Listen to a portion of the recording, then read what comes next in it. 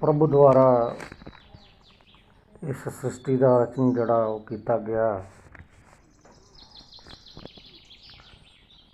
इस मनुखी जीवन जड़ा है वो 4.1 बिलियन साल पहला होंद विच जड़ा है वो आया। यह धरती है ये प्रभु द्वारा परम सत्ता द्वारा परमेश्वर द्वारा जड़ी है वो बनाई गई है। ये नहीं कि ये जी धरती है पहला नहीं बनी। धार्मिक ग्रंथों के आया है कि ये कई बार जड़ा ये बनी है, कई बार प्रभु ने यदा जड़ा है वो यदा विनाश किया है। सो आधुनिक खोजा अनुसार तकरीबन 29.2 धरती है जिस विच आइलैंड हैं, कंटीनेंट्स हैं, 70.8 जड़ा है इस ते पानी है।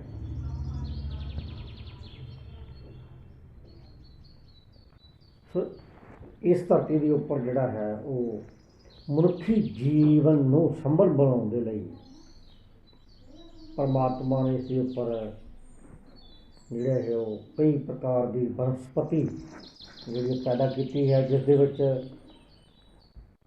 दरख्त हैं, जीव जंतु हैं, पानी वाले जीव हैं, हवा में उड़न वाले जीव हैं। सो जो जो ये विकास होंदा गया जिहड़ी है वख-वख तरह दी जिहड़ियां स्पीशीज़ हैं होंद विच आईयां। सो अज आपां मुख तौर पर इस धरती के उपर जिहड़े दरख्त हैं, वृक्ष हैं, ट्रीज़ हैं, उन्हां बारे गल करांगे। कहा जाता कि बहुत हज़ारां साल पहला तकरीबन 370 मिलियन साल पहला जिहड़े हैं वो धरती उपर दरख्त जिहड़े हैं, वृक्ष हैं, ट्रीज़ हैं होंद विच जिहड़े वो आए सन। सो इस धरती के उपर जीवन नूं पैदा करन दे लई मुख स्रोत हैं। जेकर ये धरती के उपर दरख्त नहीं होणगे तां तुसीं सोचो कि इस धरती के उपर जीवन संभव हो सकता है। सो परमात्मा की रज़ा दे विच, परमात्मा की हुक्म दे विच जिहड़ा है कि दरख्त जिहड़े हैं इस धरती के उपर जिहड़े वो पैदा होए हैं। सो इन्हां दरख्तां नूं साइंसदानां ने लंबाई के अनुसार जिहड़ा है वख-वख कैटागरी दित्तियां हैं। इन्हां दी वख-वख किस्मां अनुसार जिहड़ी इन्हां नूं वंडिया है। तकरीबन कहा जाता कि जिन्ने अज तक खोजा होईयां हन उहदे विच 60,000 दरख्तां दी किस्मां जिहड़ियां पाईयां गईयां हन। तकरीबन धरती दे 3 ट्रिलियन मैच्योर जिहड़े वो दरख्त हैं। सो ये जिहड़े दरख्त हैं ये मनुखी होंद लई बेहद लोड़ींदी चीज़ है। जिस तरह आपको पता है कि तकरीबन सानू ऑक्सीजन दिंदे हैं। अगर 5 मिनट लई भी 5 मिनट भी बहुत ज़्यादा ऑक्सीजन इस धरती तो इस ग्रह तो खत्म हो जाए तो तुसीं सोचो कि होएगा। कि जिन्नी भी चीज़ है, जिन्नी भी होंद है ये सिर्फ ऑक्सीजन के कारण ही जुड़ी पई है। ये दरख्त जिहड़े हैं ये बहुत ही लाहेवंद हैं। असी कदी मनुखी जीवन ने इस दे वल ध्यान ही नहीं दिता है। इस ਵੱਲ ध्यान देने की बहुत ज़रूरत है कि ये कार्बन डाइऑक्साइड जिहड़ी है वो इनहेल करते हैं लेंदे हैं तो सानू ऑक्सीजन दिंदे कि मनुखी जीवन होंद विच तद है जेकर ये दरख्त साडी प्लैनेट के उपर धरती के उपर ਹਨ मौजूद है। असी कभी भी शुक्रिया नहीं किया इस परम शक्ति का, इस प्रभु का, इस परवरदिगार का कि सानू प्रभु के हुक्म अनुसार जिहड़े दरख्त हैं बख्शां विच आए हैं असी कभी इन्हां दा शुक्रिया ही नहीं अदा किया, कभी ध्यान ही नहीं कभी नहीं किया कि मनुखी जीवन सारी दिहाड़ी अपने काम में गृहस्थ रहिंदा है। शाम थक टुट के जो घर आता है तुसीं देखदे हो कि कभी भी नहीं किसी ने इन्हां बारे गल की होएगी कि कभी भी किसी आम जिहड़े मनुख हैं इन्होंने साल में एक बार भी कभी दरख्त जिहड़ा लगाया है, लगाए तो लगाना तो की है, इन्हों सगों आप कट्टना शुरू कर दिता है। तो ये बहुत ही लाहेवंद हैं। दरख्तों के बारे आप अगर इन्हों की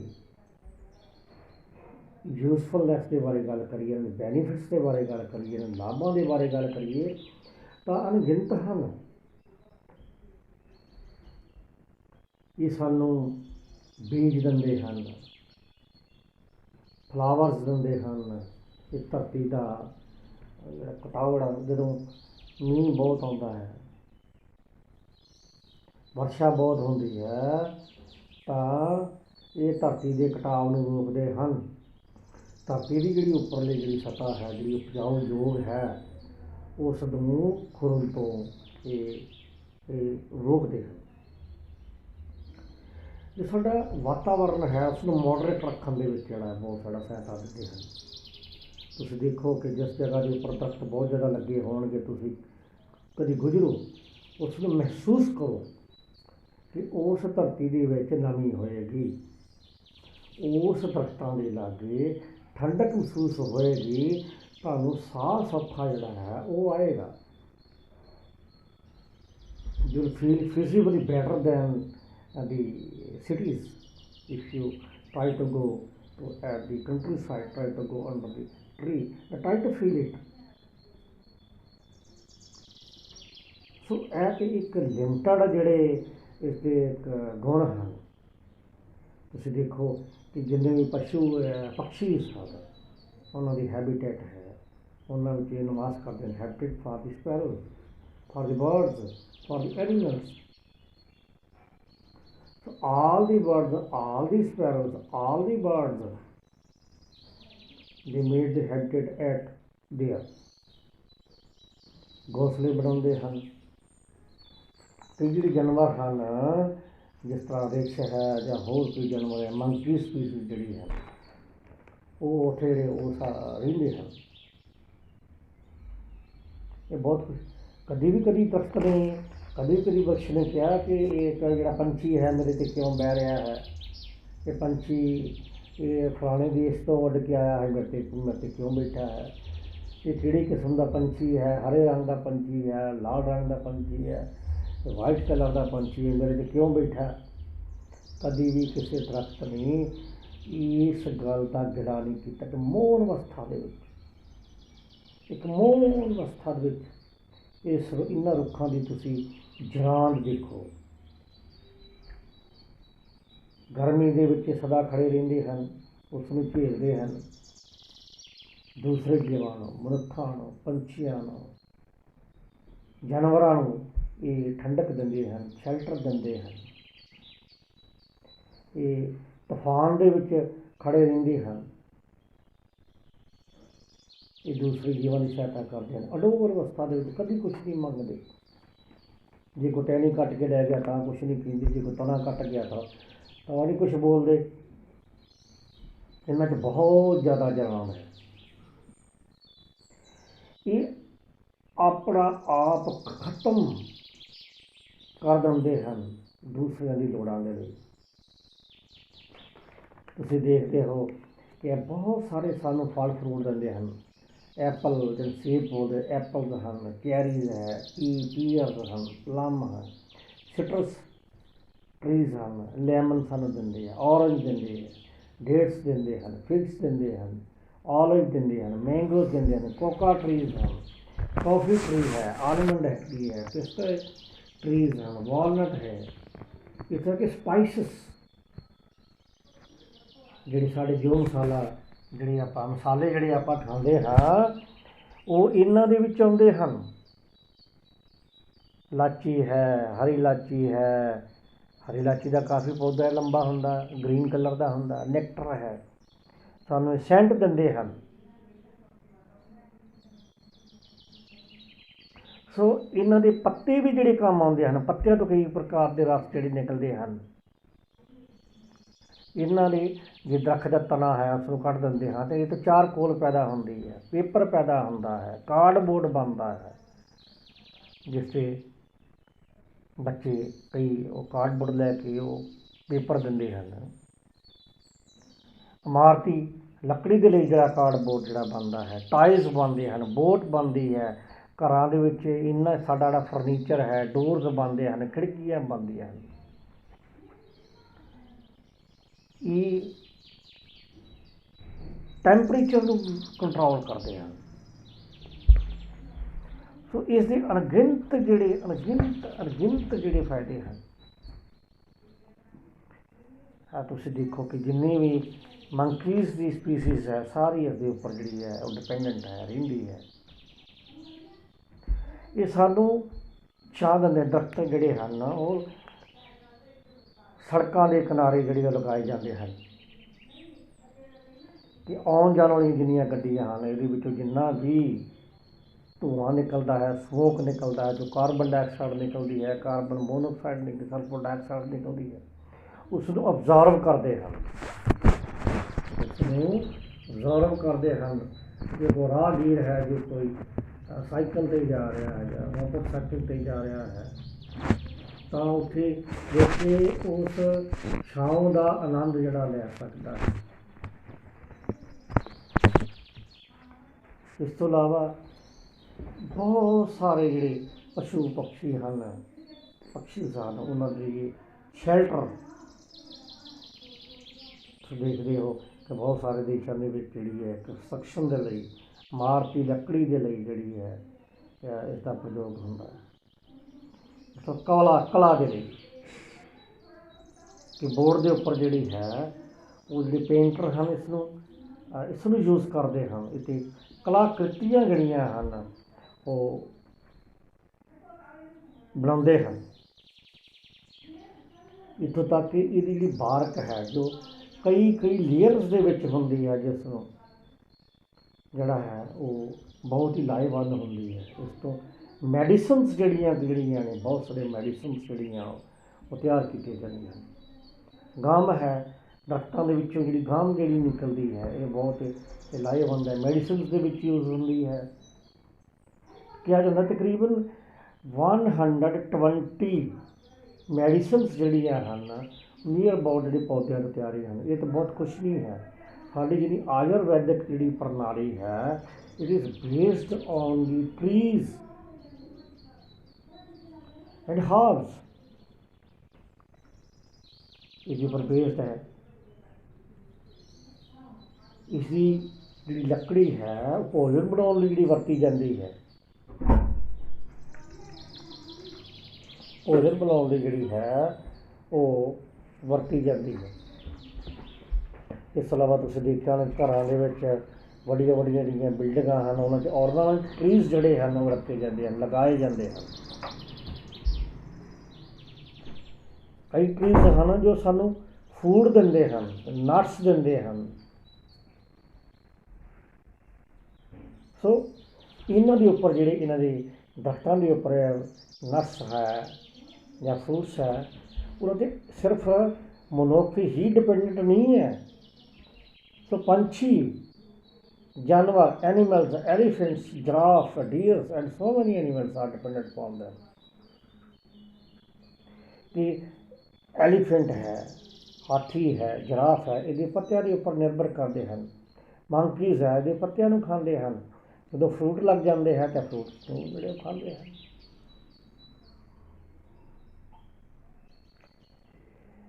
ਲੇਕਿਨ ਇਸ ਦੀ ਇੰਨੀਆਂ ਜਿਹੜੀਆਂ ਹਨ ਲਾਭ ਹੋਣ ਦੇ ਬਾਵਜੂਦ ਵੀ ਤਕਰੀਬਨ ਸਾਲ ਵਿੱਚ 15 ਬਿਲੀਅਨ ਦਰਖਤ ਜਿਹੜੇ ਹੈ ਉਹ ਕੱਟੇ ਜਾਂਦੇ ਹਨ।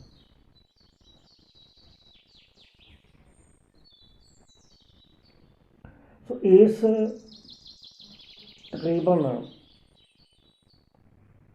ਧਰਤੀ ਦੇ ਉੱਪਰੋਂ ਬਹੁਤ ਸਾਰੇ ਜਿਹੜੇ ਦਰਖਤ ਜਿਹੜੇ ਉਹ ਕੱਟੇ ਜਾ ਚੁੱਕੇ ਹਨ। ਇਸ ਧਰਤੀ ਦੇ ਉੱਪਰ ਤਕਰੀਬਨ 12,000 ਸਾਲ ਪਹਿਲਾਂ ਮਨੁੱਖ ਨੇ ਖੇਤੀਬਾੜੀ ਦਾ ਕੰਮ ਕਰਨਾ ਸ਼ੁਰੂ ਕਰ ਦਿੱਤਾ ਅਤੇ ਉਦੋਂ ਤੋਂ ਲੈ ਕੇ ਤਕਰੀਬਨ ਜਿਹੜਾ ਹੈ 46% ਜਿਹੜੇ ਦਰਖਤ ਜਿਹੜੇ ਹਨ ਉਹ ਜਿਹੜੇ ਆ ਉਹ ਕੱਟਣੇ ਸ਼ੁਰੂ ਹੋ ਗਏ ਹਨ। ਅਤੇ ਇਹਨਾਂ ਦੀ ਦਰਖਤਾਂ ਦੇ ਘਟਣ ਦੇ ਨਾਲ ਜਿਹੜਾ ਹੈ ਉਹ ਇੱਕ ਤਾਂ ਵਰਖਾ ਜਿਹੜੀ ਹੈ ਉਹ ਬਹੁਤ ਘੱਟ ਹੋਣ ਲੱਗ ਪਏਗੀ, ਟੈਂਪਰੇਚਰ ਜਿਹੜਾ ਬਹੁਤ ਜ਼ਿਆਦਾ ਵੱਧ ਜਾਏਗਾ।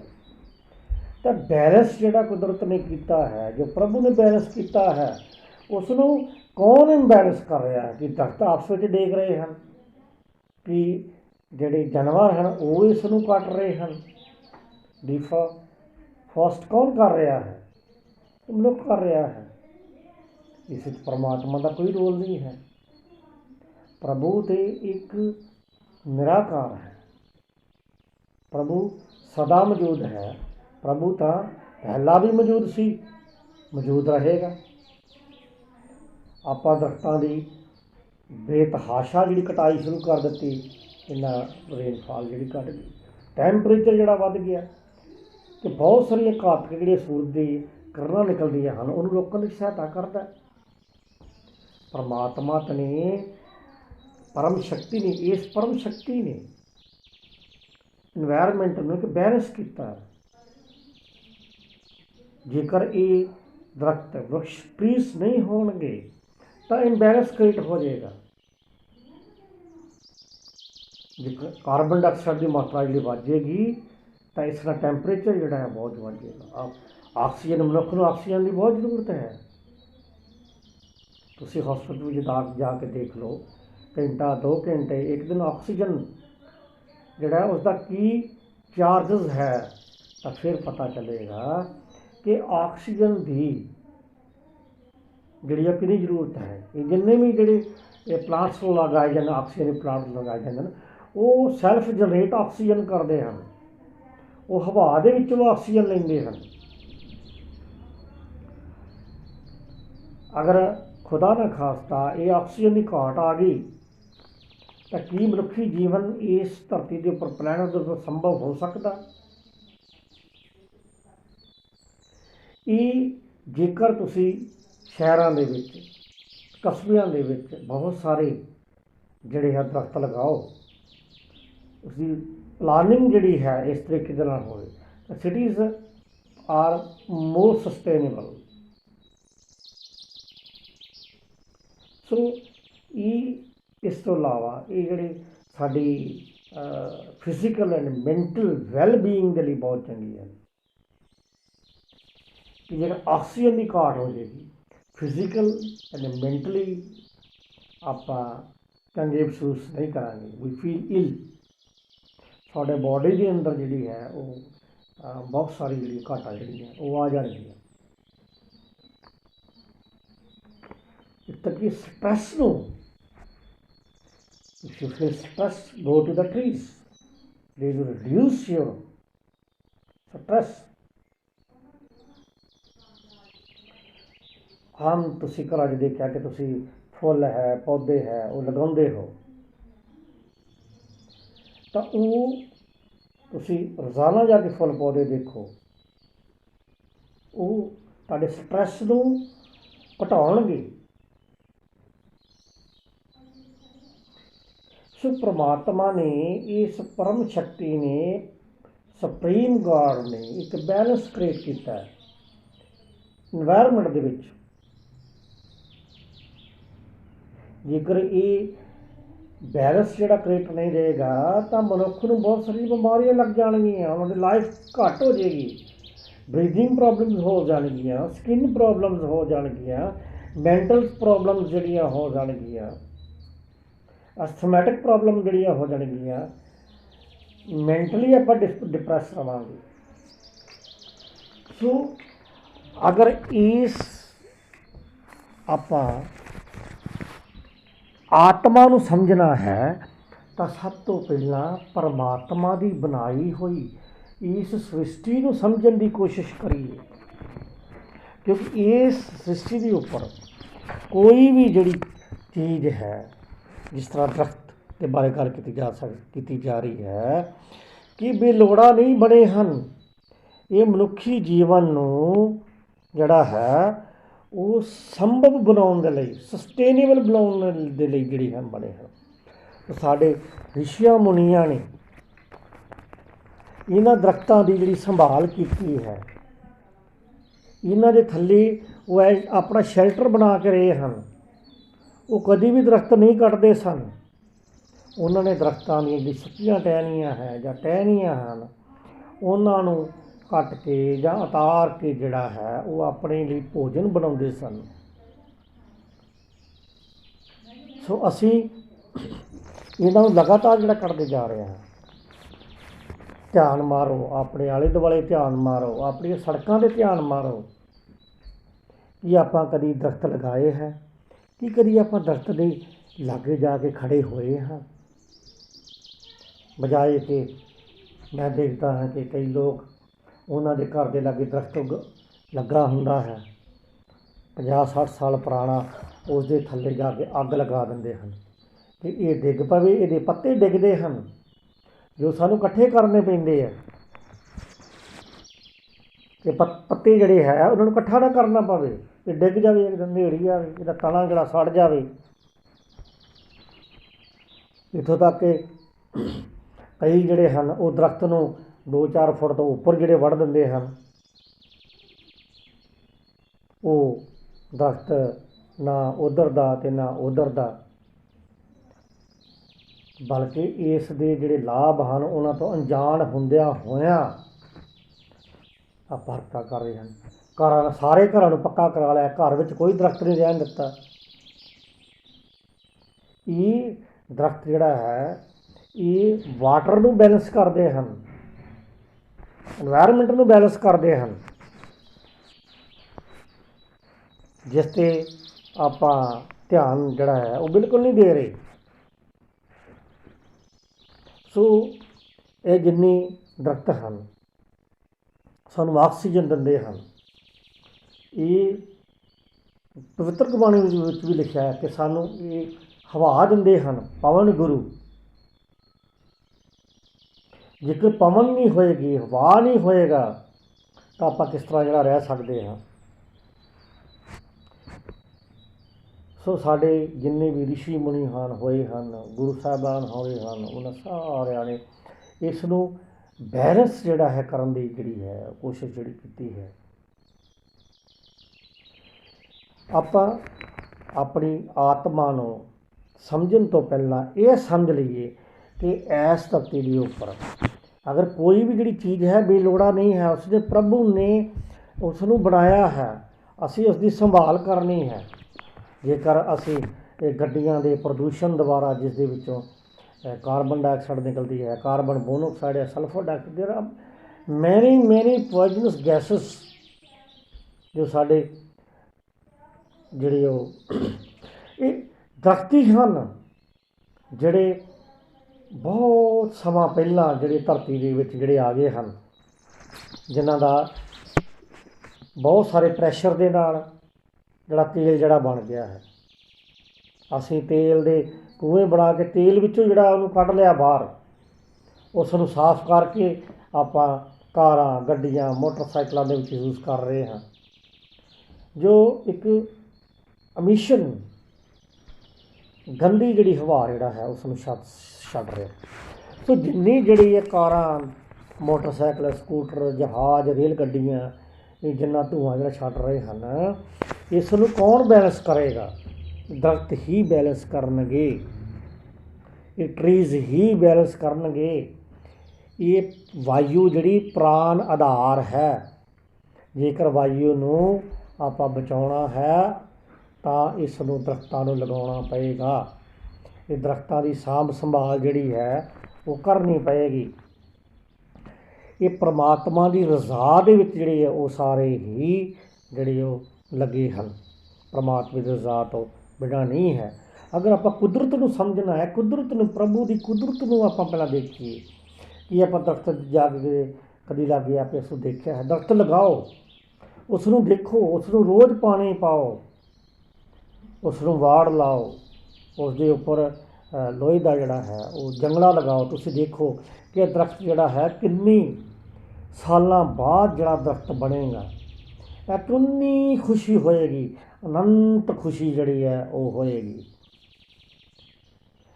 ਇੱਕ ਵਾਰ ਇੱਕ ਕਿਸਾਨ ਉਹ ਅੰਬ ਦੇ ਪੌਦੇ ਲਗਾ ਰਿਹਾ ਸੀ ਅਤੇ ਲਾਗੋਂ ਇੱਕ ਰਾਹਗੀਰ ਗੁਜ਼ਰਿਆ। ਉਸਨੇ ਕਿਹਾ ਕਿ ਇਹ ਬਾਬਾ ਜੀ ਤੁਸੀਂ ਕਿਉਂ ਜਿਹੜੇ ਅੰਬ ਦੇ ਦਰਖਤ ਜਿਹੜੇ ਲਗਾ ਰਹੇ ਹੋ? ਇਹ ਤਾਂ ਹੁਣ ਤੁਸੀਂ ਬੁੱਢੇ ਹੋ ਗਏ ਹੋ, ਤੁਸੀਂ ਤਾਂ ਮਰ ਜਾਣਾ ਹੈ, ਇਸ ਨੂੰ ਕੌਣ ਖਾਏਗਾ? ਉਹਨੇ ਕਿਹਾ ਇਹ ਬੇਟਾ, ਇਹ ਮੇਰੇ ਮਰਨ ਤੋਂ ਬਾਅਦ ਜਿਹੜਾ ਤੁਹਾਨੂੰ ਸੁੱਖ ਦੇਣਗੇ, ਅਰਥਾਤ ਇਹ ਤੁਹਾਨੂੰ ਛਾਂ ਦੇਣਗੇ। ਜਦੋਂ ਰੇਲ ਨਹੀਂ ਸਨ, ਗੱਡੀਆਂ ਨਹੀਂ ਸਨ, ਹਵਾਈ ਜਹਾਜ਼ ਨਹੀਂ ਸਨ, ਤਾਂ ਬੈਲ ਗੱਡੀਆਂ 'ਤੇ ਲੋਕ ਜਾਂਦੇ ਸਨ, ਤਾਂ ਛਾਂ ਦੇ ਵਿੱਚ ਬੈਠ ਕੇ ਉਹ ਆਨੰਦ ਲੈਂਦੇ ਸਨ, ਆਪਣਾ ਭੋਜਨ ਜਿਹੜਾ ਉੱਥੇ ਖਾਂਦੇ ਸਨ। ਜੇਕਰ ਸੁੱਕੀਆਂ ਲੱਕੜੀਆਂ ਹੁੰਦੀਆਂ ਸਨ, ਉਹਨੂੰ ਇਕੱਠਾ ਕਰਕੇ ਲੈ ਜਾਂਦੇ ਸਨ, ਫਿਊਲ ਦੇ ਤੌਰ 'ਤੇ ਚੁੱਲ੍ਹੇ ਦੇ ਵਿੱਚ ਉਸ ਨੂੰ ਯੂਜ਼ ਕਰਦੇ ਸਨ। ਸੋ ਇਹੋ ਜਿਹੇ ਦਰਖਤ ਜਿਹੜੇ ਹਨ ਉਹ ਇੰਨੇ ਯੂਜ਼ਫੁਲ ਹਨ ਕਿ ਜਿਨ੍ਹਾਂ ਬਾਰੇ ਜਿਹੜਾ ਕਿਹਾ ਆਯੁਰਵੇਦਾ ਪ੍ਰਣਾਲੀ ਜਿਹੜੀ ਹੈ ਸਾਰੀ ਹੀ ਇਸ 'ਤੇ ਜਿਹੜੀ ਬੇਸਡ ਹੈ, ਨਿਰਭਰ ਹੈ। ਸੋ ਅਸੀਂ ਆਪਣੀ ਆਤਮਾ ਨੂੰ ਸਮਝਣ ਤੋਂ ਪਹਿਲਾਂ, ਪਰਮਾਤਮਾ ਨੂੰ ਸਮਝਣ ਤੋਂ ਪਹਿਲਾਂ, ਇਹ ਪਰਮਾਤਮਾ ਦੀ ਬਣਾਈ ਹੋਈ ਜਿਹੜੀ ਸ੍ਰਿਸ਼ਟੀ ਹੈ ਇਸ ਨੂੰ ਆਪਾਂ ਸਮਝੀਏ। ਪਰਮਾਤਮਾ ਪਹਿਲਾਂ ਵੀ ਮੌਜੂਦ ਸੀ, ਉਹ ਹੁਣ ਵੀ ਮੌਜੂਦ ਹੈ, ਉਹ ਬਾਅਦ ਵਿੱਚ ਵੀ ਜਿਹੜਾ ਉਹ ਮੌਜੂਦ ਰਹੇਗਾ। ਪਰਮਾਤਮਾ ਨੇ ਧਰਤੀ ਸ੍ਰਿਸ਼ਟੀ ਬਹੁਤ ਵਾਰ ਬਣਾਈ ਹੈ, ਲੇਕਿਨ ਇਸ ਸ੍ਰਿਸ਼ਟੀ ਨੂੰ ਮਨੁੱਖ ਨੇ ਹੀ ਜਿਹੜਾ ਹੈ ਉਹ ਗੰਦਲਾ ਕੜਾ ਕਰ ਦਿੱਤਾ ਹੈ। ਇਹ ਮਨੁੱਖ ਨੇ ਆਪਣੇ ਫਾਇਦੇ ਦੀ ਖਾਤਰ, ਖੇਤੀਬਾੜੀ ਦੀ ਖਾਤਰ ਜਿਹੜਾ ਹੈ ਬਹੁਤ ਸਾਰੇ ਦਰਖਤਾਂ ਨੂੰ ਜਿਹੜਾ ਕੱਟ ਲਿਆ, ਡੀਫਰੋਸਟ ਜਿਹੜਾ ਕਰ ਦਿੱਤਾ ਹੈ।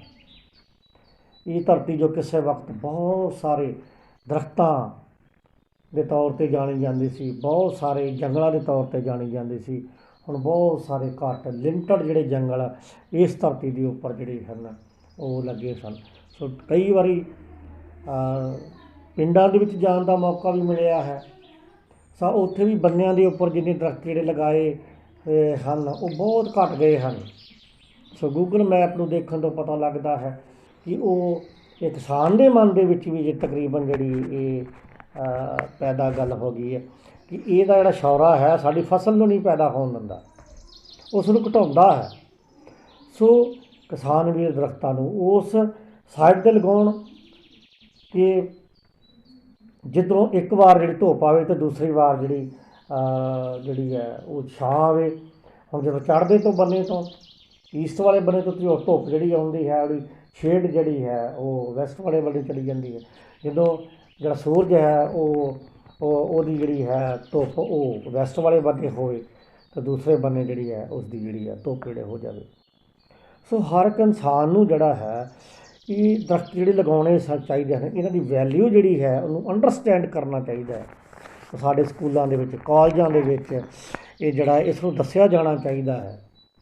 ਇਸ ਨੂੰ ਜਿਹੜਾ ਹੈ ਇੱਕ ਸਿਲੇਬਸ ਦੇ ਵਿੱਚ ਤਕਰੀਬਨ ਜਿਹੜਾ ਹੈ ਸਾਡੀ ਧਰਤੀ ਨੂੰ ਬੈਲੈਂਸ ਕਰਨ ਦੇ ਲਈ, ਇਨਵਾਇਰਮੈਂਟ ਨੂੰ ਬੈਲੈਂਸ ਕਰਨ ਦੇ ਲਈ, ਕਲਾਈਮੇਟ ਨੂੰ ਬੈਲੈਂਸ ਕਰਨ ਦੇ ਲਈ ਤਕਰੀਬਨ 1-2 ਜਿਹੜੇ ਚੈਪਟਰ ਹਨ ਉਹ ਜ਼ਰੂਰ ਜਿਹੜੇ ਲਗਾਉਣੇ ਚਾਹੀਦੇ ਹਨ। ਜੇਕਰ ਇਹ ਸਾਡੇ ਧਰਤੀ 'ਤੇ ਜੇਕਰ ਇਹ ਦਰਖਤ ਨਹੀਂ ਹੋਣਗੇ ਤਾਂ ਸਾਡਾ ਜੀਵਨ ਸੰਭਵ ਨਹੀਂ ਹੋ ਸਕਦਾ। ਇਹ ਕੁਦਰਤ ਹੈ, ਇਹ ਕੁਦਰਤ ਜਿਹੜੀ ਪਰਮਾਤਮਾ ਦੁਆਰਾ ਜਿਹੜੀ ਹੈ ਉਹ ਪੈਦਾ ਕੀਤੀ ਹੈ। ਸੋ ਇਸ ਨੂੰ ਸਮਝਣ ਦੇ ਲਈ ਸਭ ਤੋਂ ਪਹਿਲਾਂ ਇਹ ਪ੍ਰਭੂ ਦਾ ਜਿਹੜਾ ਸਗਨ ਰੂਪ ਹੈ, ਕਿ ਪ੍ਰਭੂ ਦਾ ਪਹਿਲਾਂ ਤਾਂ ਪ੍ਰਭੂ ਦਾ ਨਿਰਗੁਣ ਰੂਪ ਸੀ, ਤਾਂ ਉਹਦੇ ਵਿੱਚ ਪ੍ਰਭੂ ਨੇ ਸਗਨ ਰੂਪ ਜਿਹੜਾ ਪੈਦਾ ਕੀਤਾ। ਸੋ ਸਗਨ ਰੂਪ ਜਿਹੜਾ ਸਗਨ ਪਸਾਰਾ ਜਿਹੜਾ ਹੈ ਪ੍ਰਭੂ ਨੇ ਖੁਦ ਹੀ ਪੈਦਾ ਕੀਤਾ ਹੈ। ਸੋ ਸਾਨੂੰ ਆਪਣੀ ਆਤਮਾ ਨੂੰ ਸਮਝਣ ਤੋਂ ਪਹਿਲਾਂ ਇਹ ਪ੍ਰਭੂ ਦੇ ਸਗਨ ਪਸਾਰੇ ਦੇ ਵਿੱਚ ਜੋ ਹੈ ਉਸ ਨੂੰ ਸਮਝਣਾ ਹੋਏਗਾ।